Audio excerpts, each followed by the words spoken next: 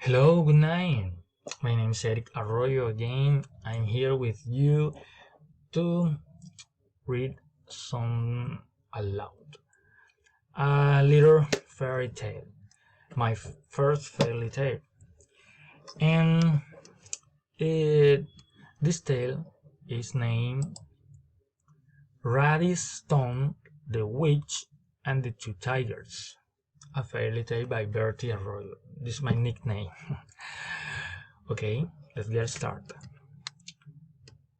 Once upon a time, there was a wild boy called Radish Stone. He was on the way to see his girlfriend, Maggie Fenton, when he decided to take a shortcut through the dark forest. It wasn't long before Radish got lost. He looked around, but all they could see were trees. Nervously, he searched into his bag his favorite weapon, a talkative sword. But the sword was not here to be found. Radish began to panic. He felt sure he had picked his sword. To make matters worse, he was starting to feel hungry. Unexpectedly, he saw two huge green tigers disappearing into the trees. How odd, thought Radish. For the want of anything better to do, he decided to follow the peculiarly colored tigers. Perhaps it could tell him the way out of the forest. Eventually, Radish reached a clearing. In the clearing were three houses, one made for chocolate, one made for cucumbers, and one made for donuts. Radish could feel his tummy rumbling. Looking at the houses did nothing to ease his hunger. "Hello," he called. "Is anybody there?" Nobody replied. Radish looked at the roof on the closest house and wondered if it would be bad to eat somebody else's chimney. It would be impolite to eat a whole house, but perhaps it would be considered acceptable to nibble a little part of the wall or lick the corner of the door in a time of need.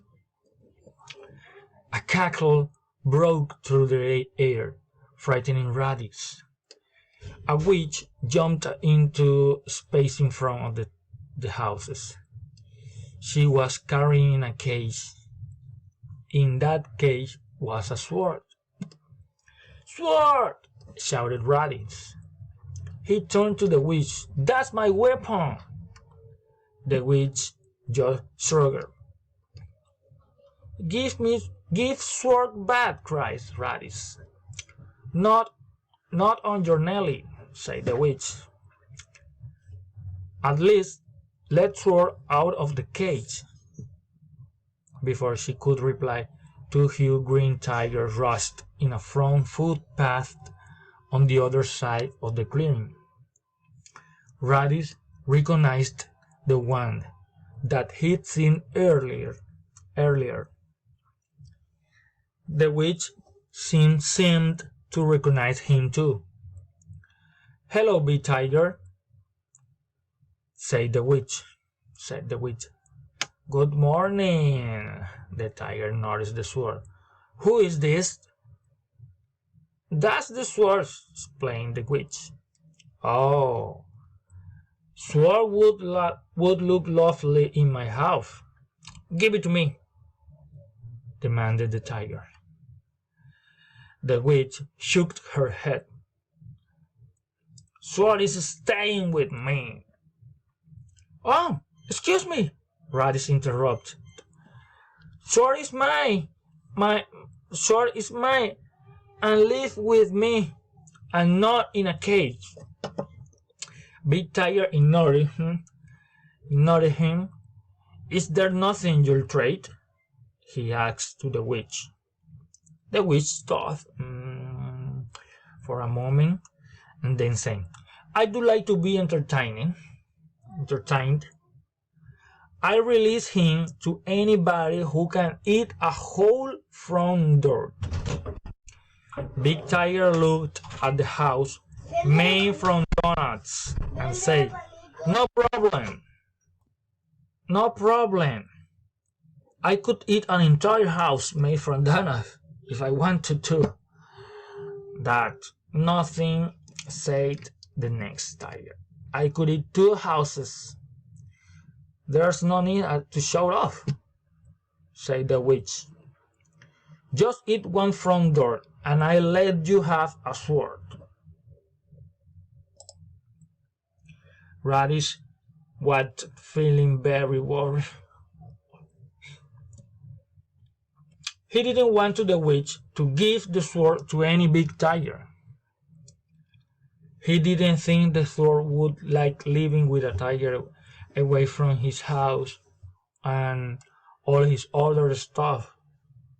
The other tiger watched while Big Tiger put on his big and withdraw a knife and fork for his pocket.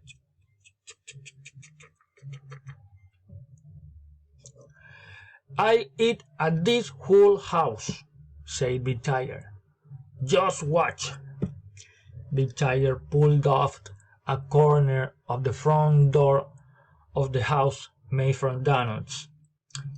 He gulped it down, smiling, and went back for more, and more, and more. Eventually, Big Tiger started to get bigger, just a little bit bigger at first.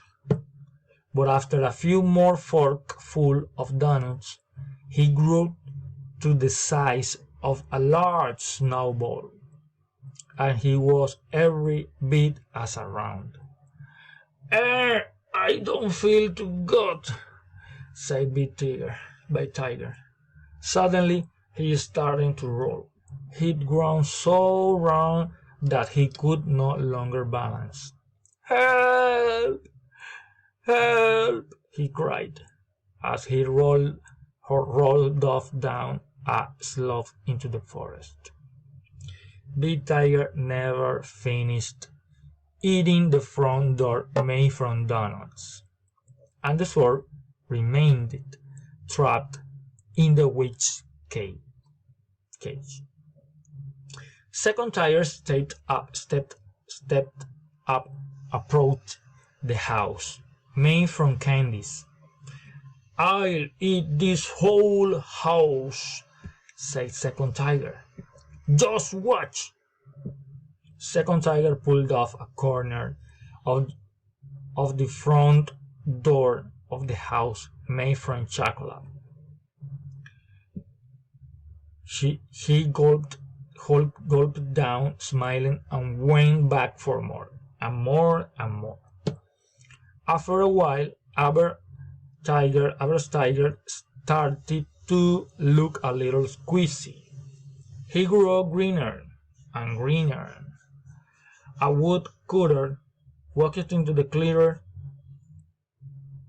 What is Bush doing here? He asked. I'm not a bush. I'm a tiger, said the Second Tiger. It talks, exclaimed the woodcutter. It talks, exclaimed the woodcutter. Those talking bushes are the worst kind. I better take it away before somebody gets hurt. No, wait, cried the Second Tiger, as the woodcutter picked her up. But the woodcutter ignored her cries and carried the tiger away under his arm. The Second Tiger never finished eating the front door made for chocolate, and the sword remained trapped in the witch's cage. That's it, said the witch. I win. I get to keep the sword. No fuss, said Radish. There is still one front door to go. The front door of the house is made for cucumber, and I haven't had a turn yet. I don't have to give you a turn, laughed the witch. My game, my rules. The woodcutter boys carried through the forest. I think you should give him a change. It's only fair. Fine, said the witch. But you saw what happened to Tigers. He won't last long. I'll be right back, said Radish. What? Said the witch. Where's your sense of impatience? I thought you wanted to soar back. Radish ignored the witch and gathered a hefty pile of sticks. He came back to the clearing and started a small campfire. Carefully, he broke off a piece of a door of the house made from cucumber and tossed it over the fire. Once it had cooked and cooled just a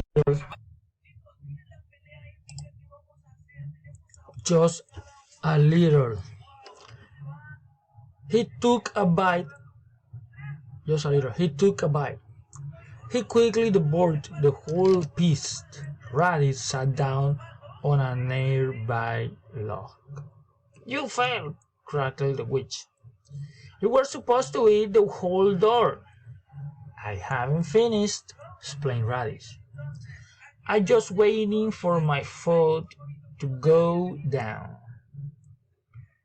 When Radish's food had digested, he broke off another piece of the doors made from cucumber. Once more he tossed his food over the fire and waited for it to cool just a little. He ate it at a leisurely pace, then waiting for it to digest. Eventually, after several sittings, Radish washed down the final piece of the door made from cucumber.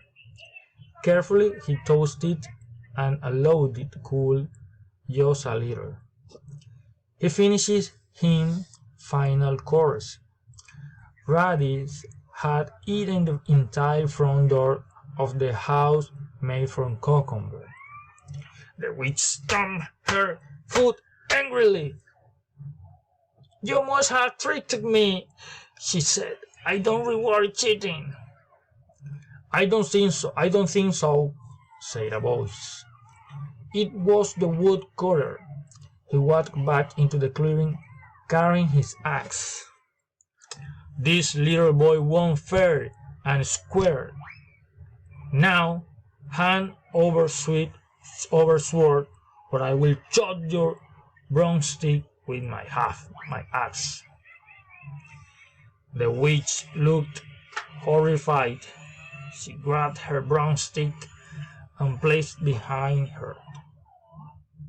Then, huffing, she opened the door of the cage. Radish hurried over and grabbed the sword, shaking that his favorite weapon was all right. Fortunately, the sword was unharmed. Radish thanked the woodcutter, grabbed a quick souvenir, and hurried on to meet Mahi. It was starting to get dark. When Radish got to Mahi's house, his copper threw her arms around him. I was so worried, cried Mahi.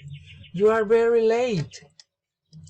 As Radish described his day, he could tell that Mahi didn't believe him. So he grabbed a napkin from his pocket. What's that? Asked Mahi. Radish unwrapped the note